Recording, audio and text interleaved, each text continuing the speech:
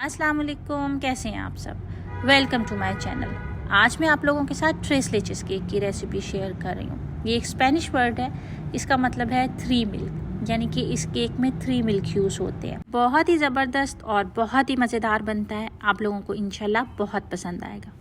तो चलें जी, स्टार्ट करते हैं बनाना। इसके अंदर 4 एग्स यूज़ होंगे।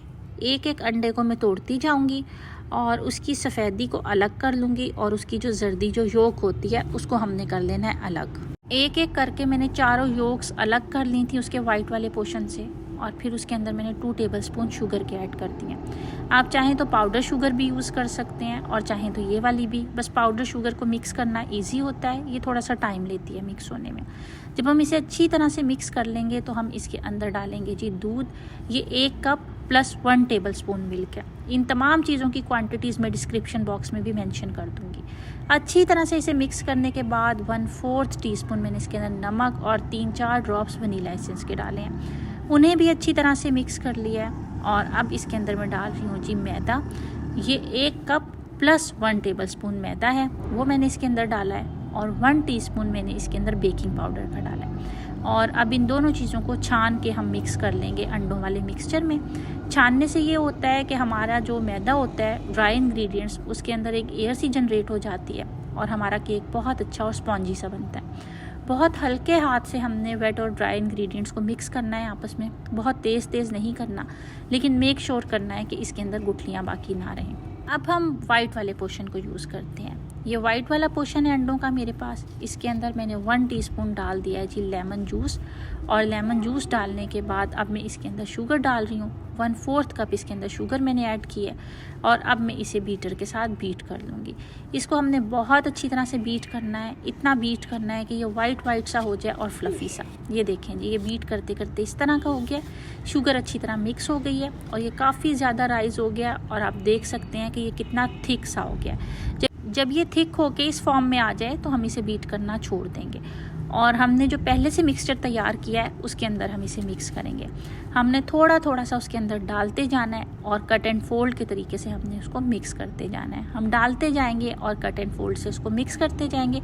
और इसी तरह से हम सारा एग वाइट का जो मिक्सचर है उसको योक वाले मिक्सचर के अंदर मिक्स कर लेंगे। अब ये मिक्सचर हमारा रेडी हो गया है और अब मैं इसको केक के मोल्ड में डाल रही हूँ। मोल्ड में मैंने अच्छी तरह से बटर को ग्रीस कर लिया था नीचे भी, और उसके ऊपर बटर पेपर लगा दिया था। और साइडों पे भी अच्छी तरह से ग्रीस कर लीजिएगा। उसके बाद आप केक को इस तरह से टैप कर लें ताकि ये लेवल हो जाए।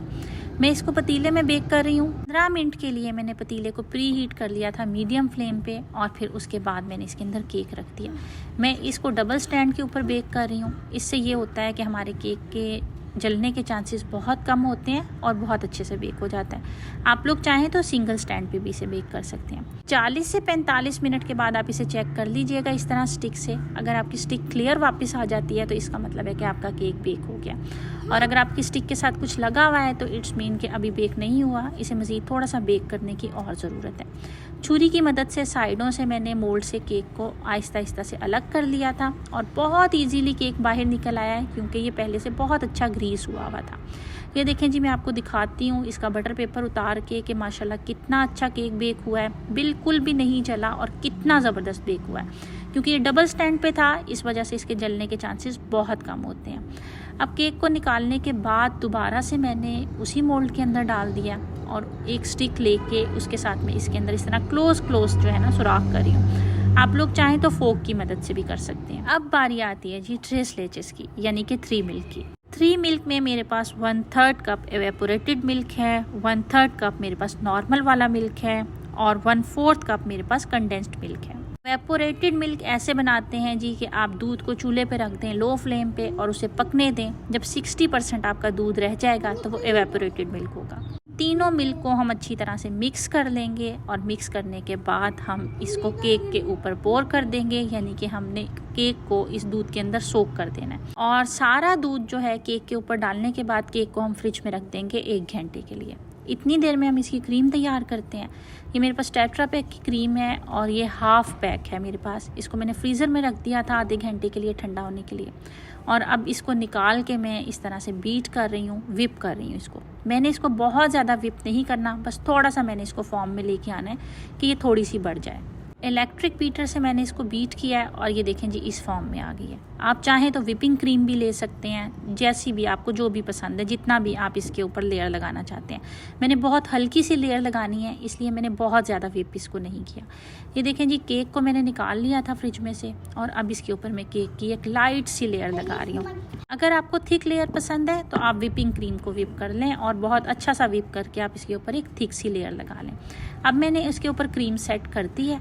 अब मैं केक की कटिंग करूँगी। ये देखें जी केक को मैं इस तरह के पीसीज में कट कर रही हूँ और पीसीज में कट करने के बाद केक को मैं साइड से भी कट कर रही हूँ। आप लोग चाहें तो पीसीज में काटने से पहले ही केक को साइड से कट कर लें और उसके बाद पीसीज में कट कर लें, जैसे भी आप लोगों को इजी लगे उस तरह से आप कर लें।